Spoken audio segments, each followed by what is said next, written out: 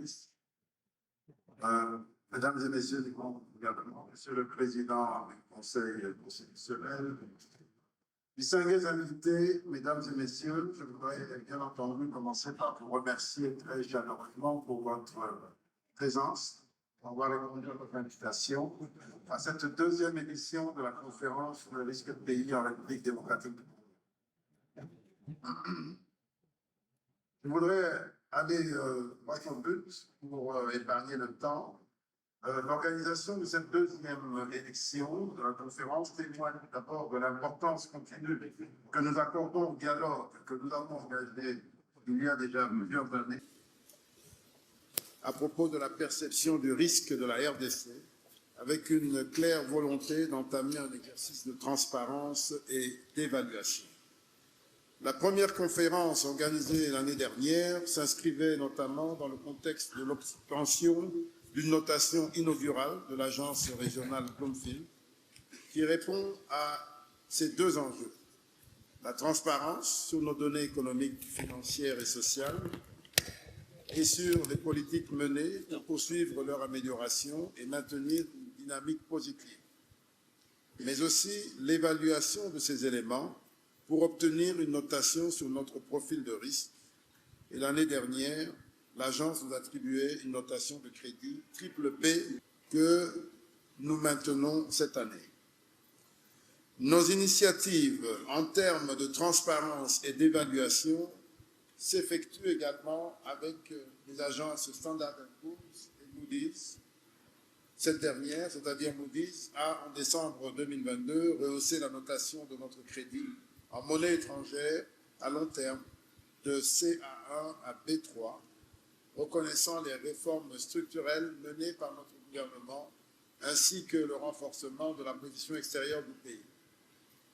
Ainsi, en moins d'un an, la République démocratique du Congo a bénéficié de 2 rehaussements de sa notation par Standard & Poor's et Moody's. Nous sommes aujourd'hui totalement disposés à nous livrer au même exercice avec d'autres agences de notation d'envergure mondiale. Par ailleurs, nous nous engagerons également dans ce type d'initiative avec les acteurs économiques nationaux. C'est la raison de notre rencontre aujourd'hui.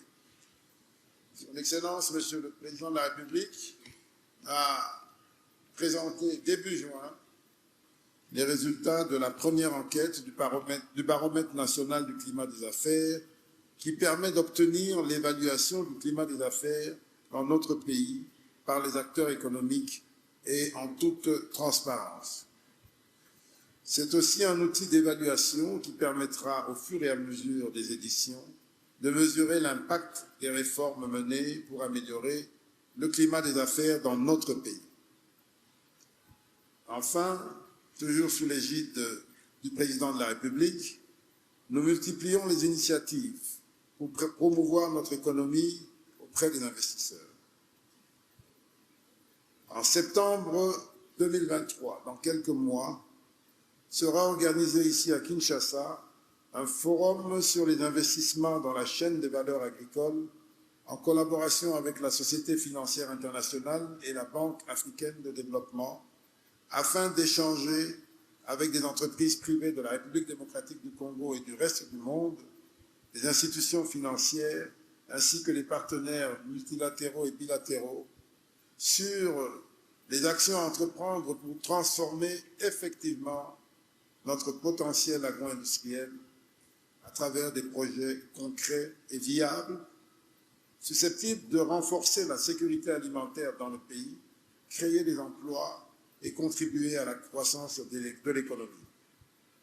Cette conférence, qui sera pilotée par le ministre de l'Agriculture ici présent, s'inscrit dans le cadre d'un riche dialogue avec l'ensemble des acteurs économiques actuellement ou potentiellement impliqués en République démocratique du Congo.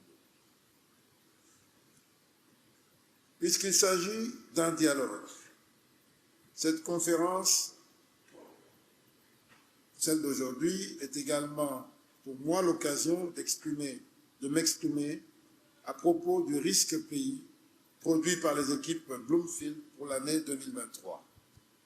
Je voudrais ainsi faire quelques commentaires globaux sur les résultats du risque pays à la suite de la présentation faite par M. Stanislas Lezay.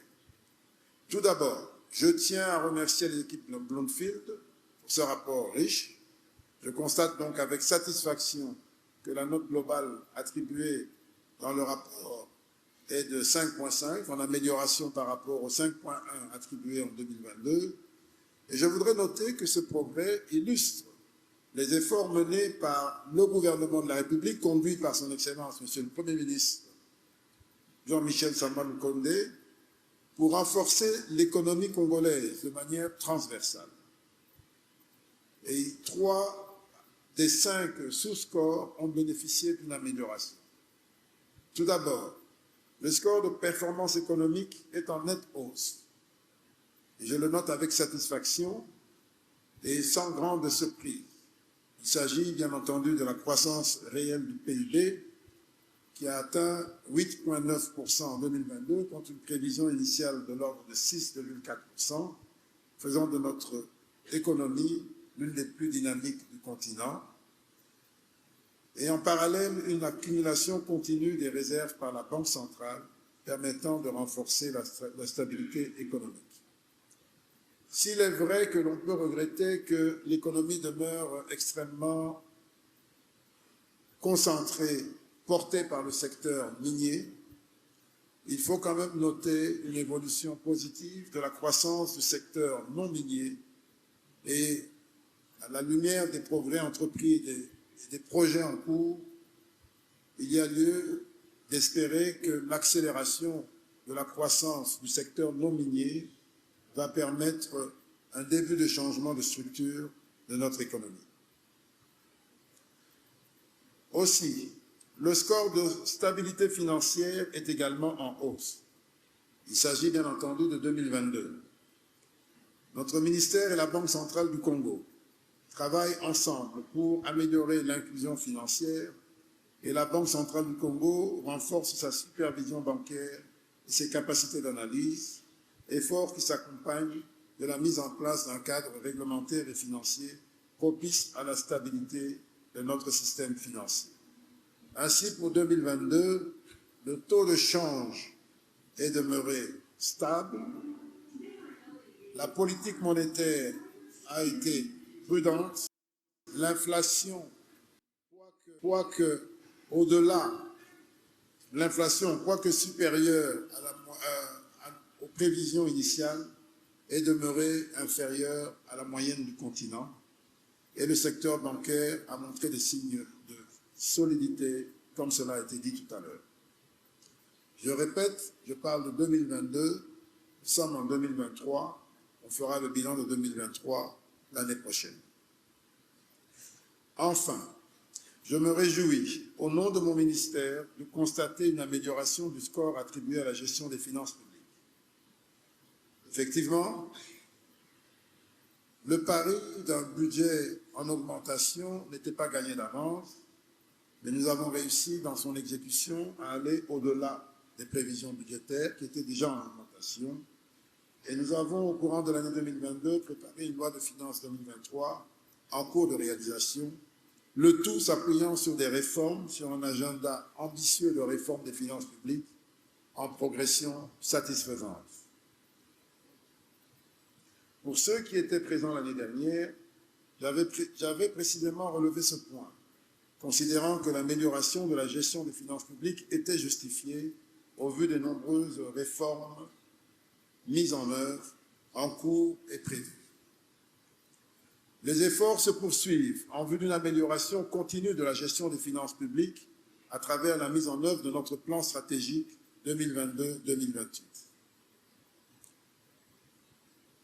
En plus d'être un exercice de notation, le rapport est une source riche d'informations sur les stratégies menées par notre gouvernement pour le développement socio-économique de la République démocratique du Congo. En ce sens, le rapport est particulièrement pertinent dans sa revue du secteur agricole. Au-delà de la reconnaissance du potentiel conséquent du secteur extractif dans le contexte de la transition énergétique, les équipes Bloomfield se sont intéressées au secteur agricole et elles ont fourni une revue complète de ce secteur, qui représente une opportunité de croissance économique inouïe, de diversification et de diminution de nos vulnérabilités. Je me réjouis de constater l'importance accordée à ce secteur dans le rapport, qui reflète notre vision pour le secteur, car il s'agit bien de l'avenir de la RDC. Nous avons un potentiel agricole et halieutique considérable. Complètement aménagées, nos terres permettraient de nourrir près de 2 milliards de personnes, si pas plus. Mais il est effectivement regrettable de constater que 90% au moins de nos produits de consommation agro-industrielle les plus courants sont d'origine importée. Nous avons donc des efforts à mener pour exploiter ce potentiel et ainsi répondre aux défis de l'insécurité alimentaire en augmentant l'investissement et la productivité de notre agriculture. Enfin, nous avons un plan pour répondre à ces défis. Le pacte pour l'alimentation et l'agriculture, dont je suis sûr nous aurons grandement l'occasion d'en parler aujourd'hui. Mais il ne s'agit pas que d'un plan, d'une théorie. Nous sommes également engagés dans l'action, à travers des projets structurants, transformateurs. Je voudrais en évoquer quelques-uns. Un investissement conduit par l'État en partenariat avec un groupe d'envergure mondiale, le groupe Eurise, au sein duquel un PPP a été mis en place, dont 40% du capital appartiennent à la République démocratique du Congo.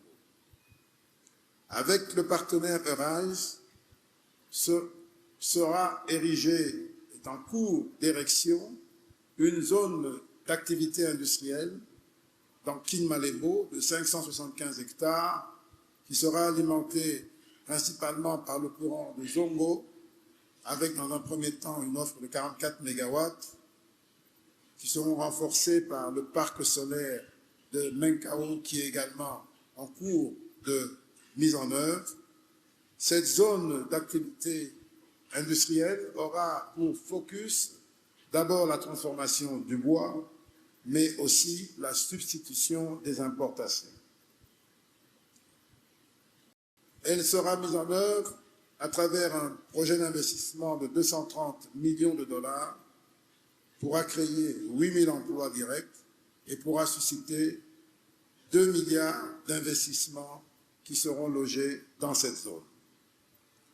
Un autre projet important en cours est la réhabilitation de la voie ferrée Matadi-Kinshasa pour un coût de 600 millions de dollars qui vise à faire passer notre capacité de transport de 180 000 tonnes actuelles à 1,5 million de tonnes dans les 2 ans qui vont suivre et 3 millions de tonnes dans les 5 ans.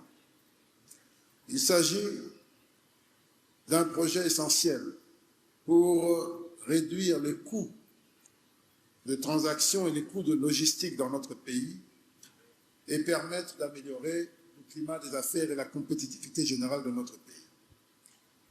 Dans le même cadre est prévue une extension jusqu'à Banana où, comme vous le savez, la construction du port en eau profonde de Banana est en cours. Le début des travaux concernant la modernisation de la voie ferrée Matadi-Kinshasa est prévu pour décembre de cette année ou au plus tard janvier de l'année prochaine. Et pour votre information, les locomotives sont déjà achetées en cours d'acheminement dans notre pays. D'autres projets sont en cours d'étude, toujours avec le même groupe dans le cadre du même partenariat. Une zone économique spéciale visant la transformation des minerais dans le Katanga,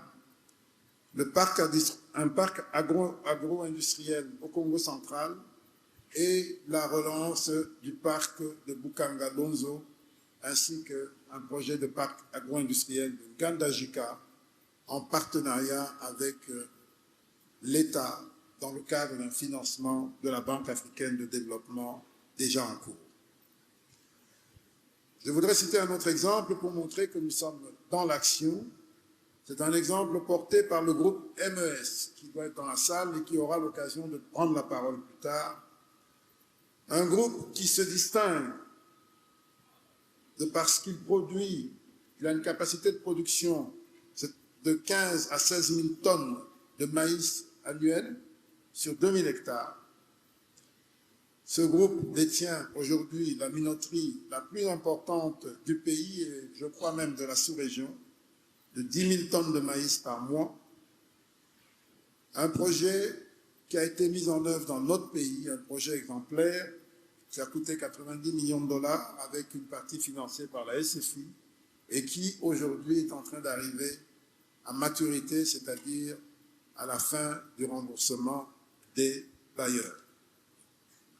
Le même groupe est en train de développer, au moment où nous parlons, une extension à travers une provenderie qui pourrait lui permettre de passer de 200 000 œufs par jour à 500 000 à travers l'extension de sa production d'œufs pour un marché au Katanga qui se chiffre à environ 1 million d'œufs par jour. Ce projet s'inscrit dans la logique de la substitution des importations. C'est un projet en cours, un projet qui se développe aujourd'hui au moment où nous parlons et qui montre que le changement est possible. Nous pouvons relever les défis qui ont été mentionnés dans le rapport. Mieux, nous sommes en train de les relever. Dans le même esprit, pour sortir de cette spécialisation minière, le gouvernement est clairement engagé dans ce qu'on a appelé la diversification transversale au sein du secteur minier. Et le même groupe MES est aujourd'hui vient de lancer une usine de production de câbles électriques en cuivre avec une capacité actuelle de 60 km de câbles par mois qui sera bientôt portée à 200 km de câbles par mois. Le groupe produit également des poteaux électriques, des transformateurs, des anodes avec le recyclage des batteries.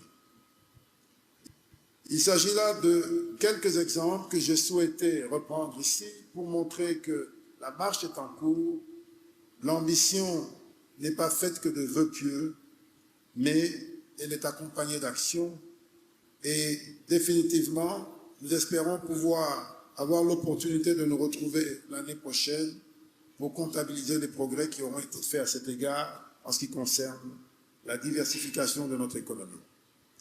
Mais je ne peux m'empêcher de relever et de reconnaître que cette diversification, que cette substitution des importations fait face à la difficulté de faire des affaires dans notre pays, au coût des facteurs, au coût de la logistique, au coût de la justice, au coût de l'administration. Tout cela sont des obstacles à l'investissement. Voilà pourquoi je salue d'ailleurs la présence ici du président du Conseil constitutionnel, qui va certainement avoir à nous entretenir sur ce qui est en cours de ce point de vue-là, car nous savons tous combien la question de la justice est essentielle, pas seulement pour le climat des affaires, mais pour la paix, pour le développement et pour toute la vie de notre nation. S'agissant de la réforme des finances publiques, notre stratégie de réforme est une réforme ambitieuse, comme je l'ai dit.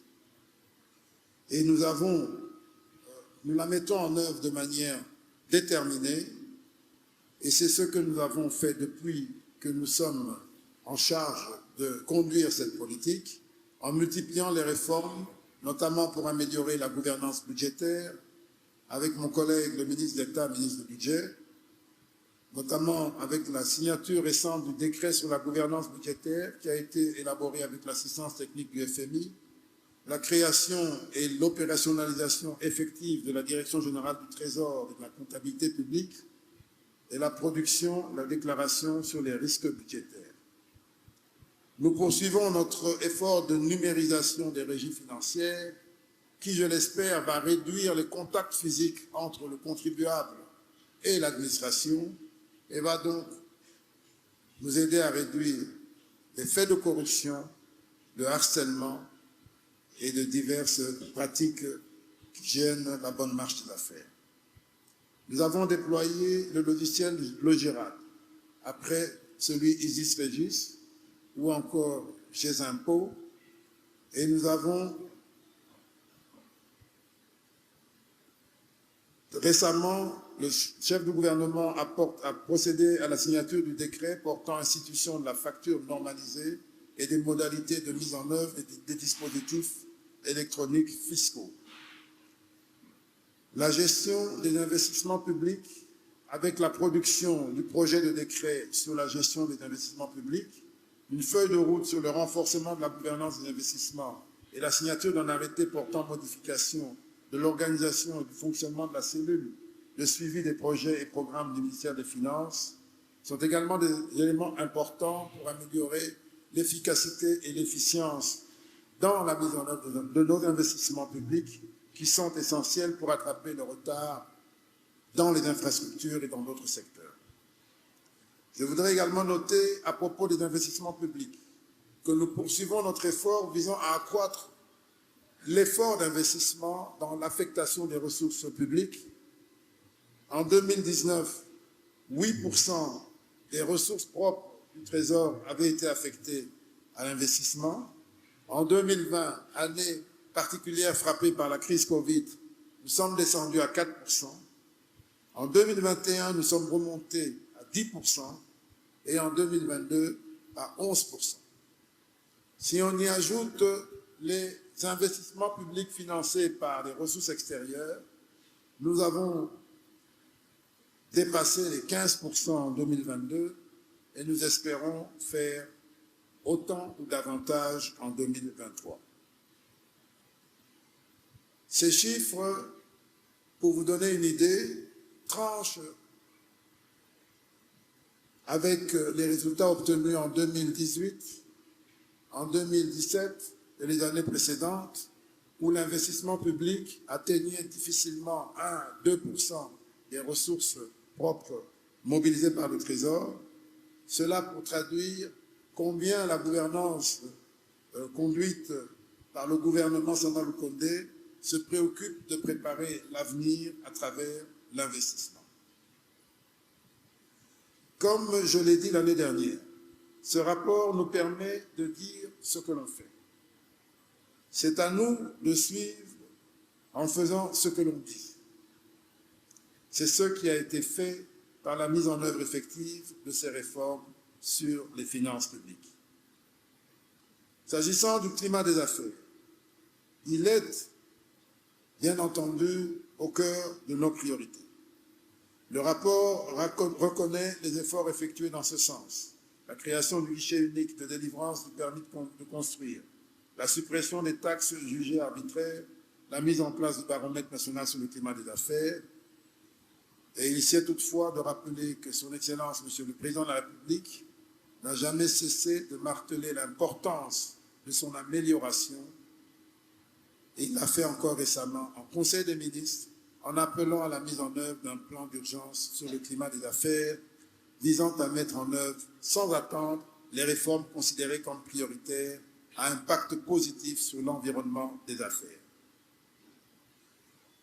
La soutenabilité de notre endettement, reconnue par l'ensemble de nos partenaires, est soulignée dans le rapport et constitue une force certaine pour notre croissance. Cela a été clairement dit par M. Stanislas Lezé.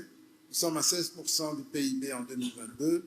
Ça nous donne des marges de manœuvre pour nous endetter sainement et utiliser cet endettement à bon escient. Voilà pourquoi nous mettons l'accent sur la réorganisation du cadre des investissements publics, parce que cela est totalement lié. Nous voulons avoir le meilleur dispositif de mise en œuvre des investissements publics, de manière à envisager une meilleure absorption des ressources qui sont arrivées à des niveaux exceptionnels. Pour vous donner une idée, nous étions à moins de 2 milliards de dollars d'investissement de la Banque mondiale, qui est un des principaux partenaires publics multilatéraux. Nous sommes aujourd'hui à 9 milliards de dollars avec ce même partenaire. Donc, bien entendu, une bonne partie a été constituée de dons, mais notre performance fait que nous sortons progressivement de la catégorie dons pour nous installés dans la catégorie des prêts concessionnels à des taux, bien entendu, exceptionnels. Nous avons le défi d'utiliser ces 9 milliards de manière efficace, pour ne parler que de la Banque mondiale, mais il y a la Banque africaine de développement et les autres partenaires. Lorsque nous parlons d'un budget de 16 milliards de dollars, nous devons rappeler que sur ces 16 milliards, il y a 5 milliards qui doivent être dépensés des ressources que nous mobilisons des bailleurs. Raison pour laquelle nous devons accorder une attention appropriée à la manière dont nous gérons les différents projets financés par les bailleurs, parce que ça fait partie de notre performance, ça fait partie de notre budget.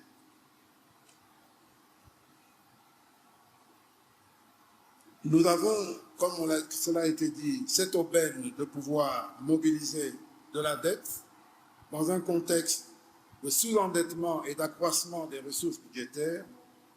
Toutefois, cela demeure fait avec prudence et responsabilité et nos nouveaux endettements se font à des conditions favorables, comme je viens de le dire. Enfin, les efforts de notre gouvernement en termes de développement social, sous l'égide du président de la République, chef de l'État, sont également présentés dans le rapport. L'investissement dans les infrastructures sociales pour une croissance inclusive et équitable, le plan de développement local des 145 territoires en sont une illustration. L'amélioration du système éducatif, reconnu par les équipes Bloomfield, est aujourd'hui un élément essentiel de notre engagement sur le terrain social. La politique de la gratuité dans l'enseignement primaire, la progression du financement de l'éducation, la sensibilisation en faveur de l'enseignement national. En termes de perspective, l'éducation secondaire, technique et professionnelle, gratuite autant que possible, fait partie des concentrations qui vont nous occuper dans les années qui viennent. S'agissant de la gratuité dans le primaire, on ne l'a pas assez dit, il s'agit d'un élément essentiel pour préparer ce pays au défi de demain, celui de la diversification, celui de l'industrialisation, à travers des ressources humaines bien préparées. Nous sommes dans les fondations. L'effort fait depuis 2019, année de mise en vigueur de la gratuité, nous permet de relever quelques changements importants. Nombre d'écoles. Avant la gratuité, 41 739 écoles. Après la mise en œuvre, aujourd'hui, 64 889 écoles. Augmentation, 23 000 écoles. Nombre d'élèves dans les écoles primaires publiques, 14,3 millions avant la gratuité, 17,9 millions aujourd'hui, augmentation 3,6. Et si on considère qu'il y en a qui entrent et qui sortent, nous avons aujourd'hui 5 millions d'élèves supplémentaires qui ont eu accès à l'école primaire et qui ne l'auraient pas eu s'il n'y avait pas eu la gratuité.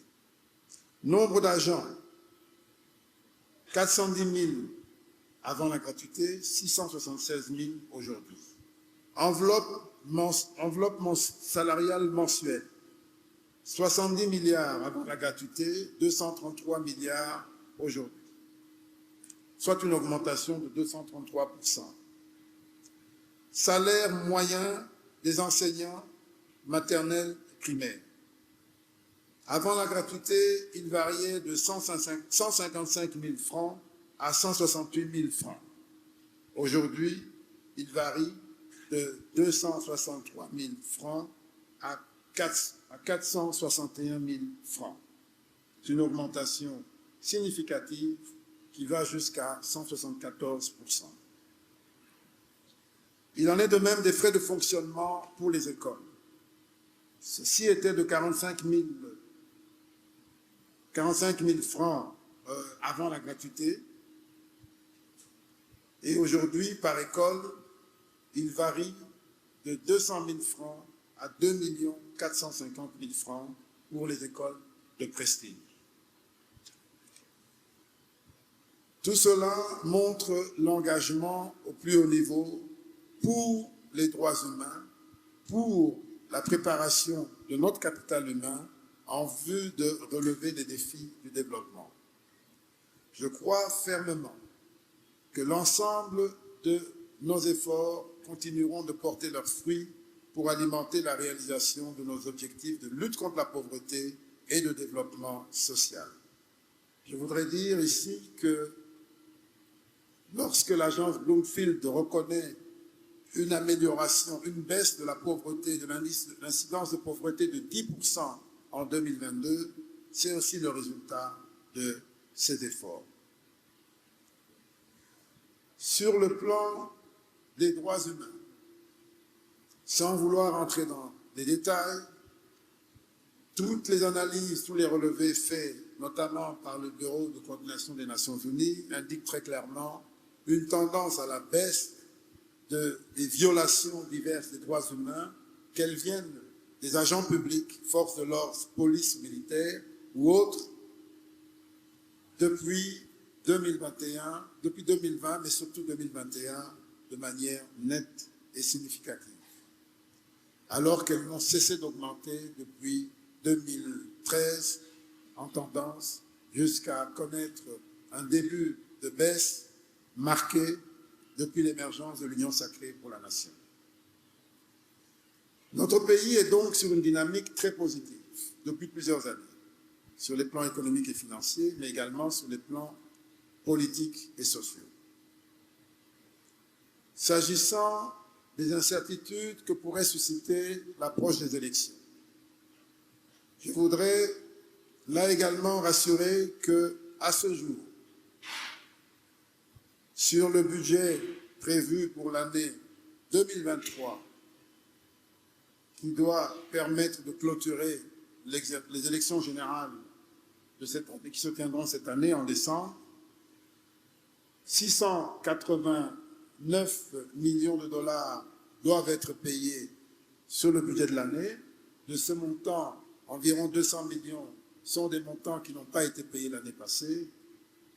À fin juin, nous aurons payé au total, donc d'ici demain, après-demain, nous aurons payé 264 millions.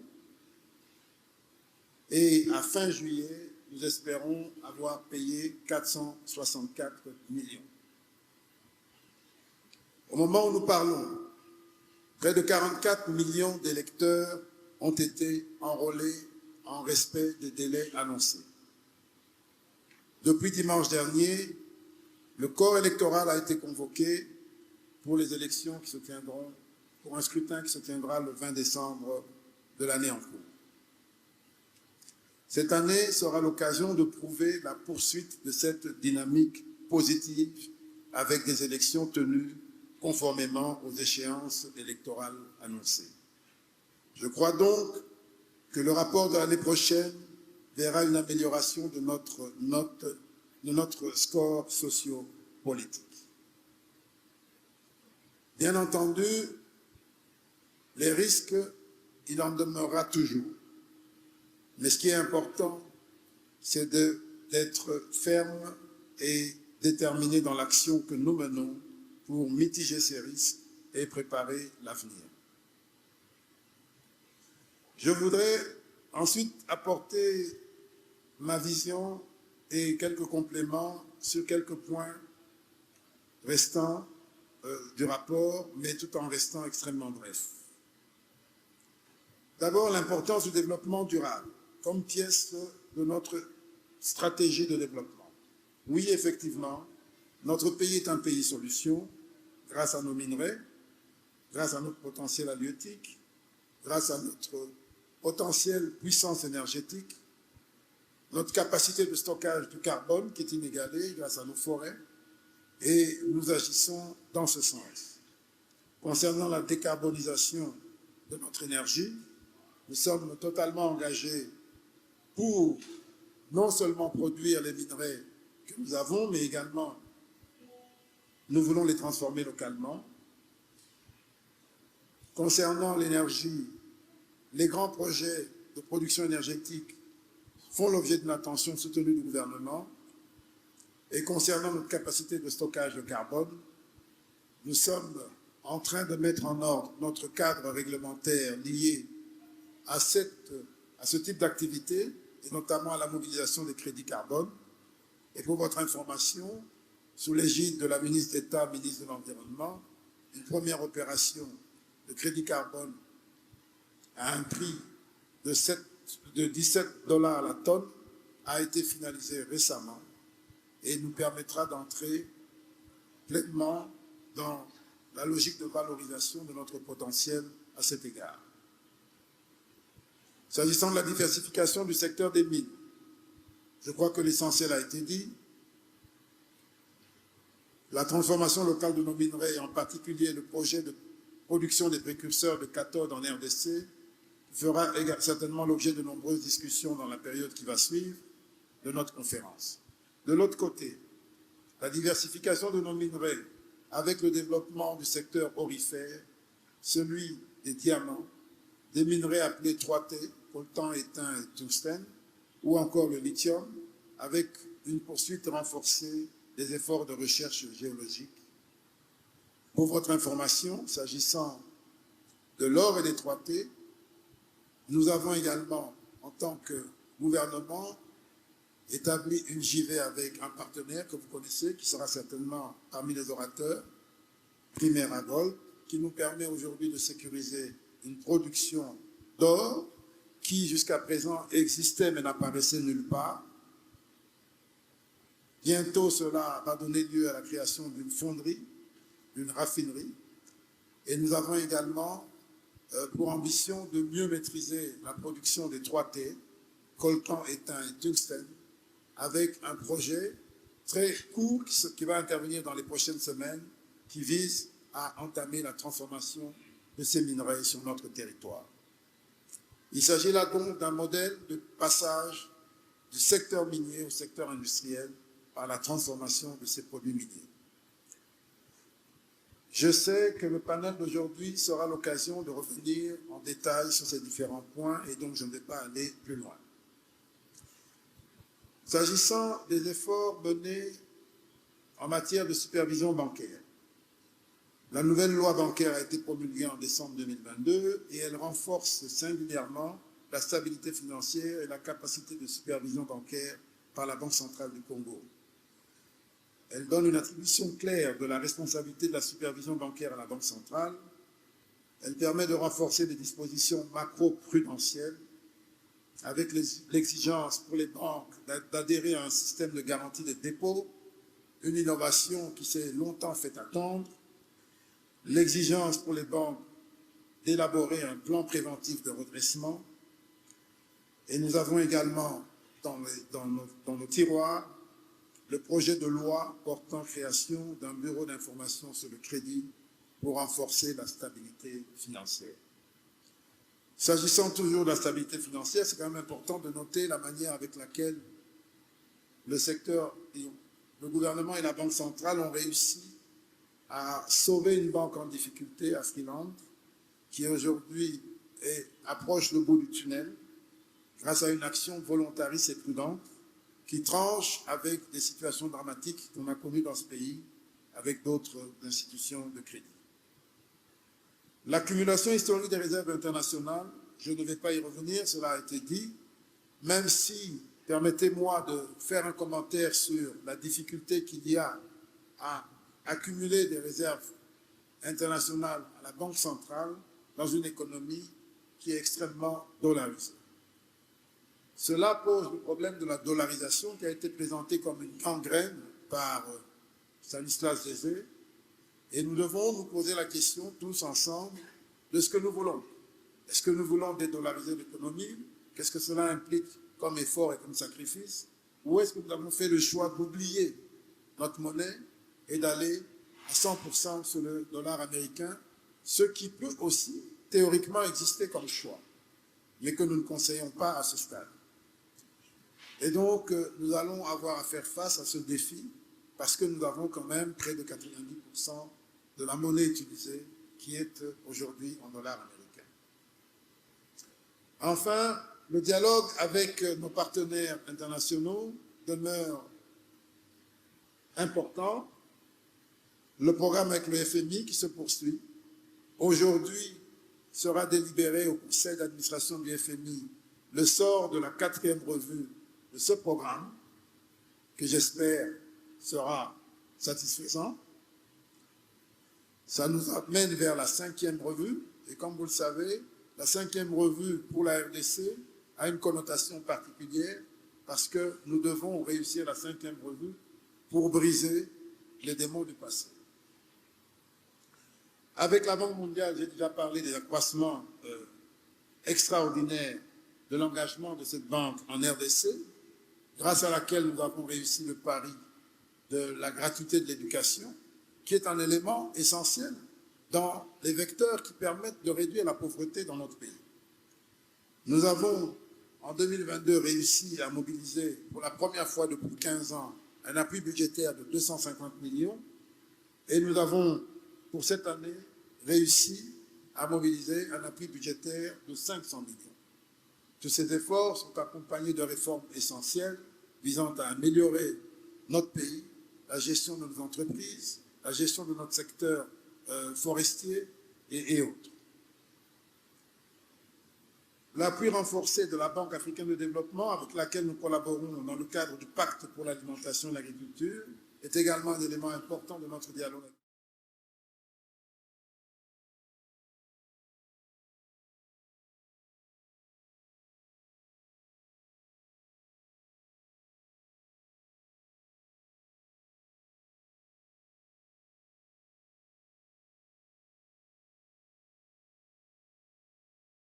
Monsieur le Président de la République, pour apporter une relation plus transparente, plus équitable, d'égal à égal. La venue récente du président Macron, accompagnée d'une forte délégation de l'Union européenne, à Kinshasa en mars 2023, ainsi que la visite du secrétaire d'État américain, M. Anthony Blinken en août 2022, la signature de partenariats avec les Émirats arabes unis, comme cela a été dit, avec le Japon dans le secteur minier, notre engagement à travers la SADC, comme le sommet qui s'est tenu à Kinshasa en août 2022, les Jeux de la francophonie qui démarreront dans quelques jours, à la fin du mois de juillet, la pré-COP que nous avons organisée avec succès en octobre 2022 à Kinshasa, tout cela témoigne de l'ouverture de la RDC, de son engagement à l'échelle des nations, de sa volonté de jouer sa partition, consciente de ce qu'elle représente en enjeux économiques, en enjeux divers, dans le concert des nations. En conclusion, je voudrais dire que notre pays demeure sur une dynamique positive et le rapport risque-pays a su le montrer en faisant ressortir une partie importante des richesses de notre pays, de nos réussites, mais aussi de nos défis. Je laisse à présent la parole à ceux qui vont suivre après l'allocution du chef de gouvernement, afin que des débats plus approfondis puissent intervenir dans les différents domaines, notamment la performance, la diversification économique et le climat des affaires, les sociétés du portefeuille, essentielles pour relever les défis de l'environnement des affaires et autres, l'agriculture, comme je l'ai dit, les mines. J'espère que les discussions seront riches, engagées et ouvertes. Nous les voulons ouvertes pour pouvoir avancer, afin d'alimenter la réflexion de notre pays sur ces thématiques dont l'importance n'est plus à prouver. Mais avant cela, permettez-moi une dernière fois de remercier M. Stanislas Zézé et les équipes de Bloomfield pour ce rapport. La notation et son contenu sont une illustration de la politique active menée par notre gouvernement, avec une capacité de mise en œuvre des réformes, des plans stratégiques, ainsi que l'obtention de résultats concrets. Je me réjouis de l'organisation de tels événements, discuter de ce qui a été fait, de ce qui reste à faire pour l'essentiel, dans les processus de développement socio-économique d'un pays. Je voudrais remercier l'ensemble de nos sponsors, que je ne citerai pas, et je voudrais, last but not least, remercier son Excellence, Monsieur le Premier ministre, chef du gouvernement, pour avoir fait l'effort de présider cette cérémonie alors qu'il est rentré il y a à peine quelques heures de Paris où il représentait notre pays à une importante réunion internationale. Je vous remercie pour votre aimable attention.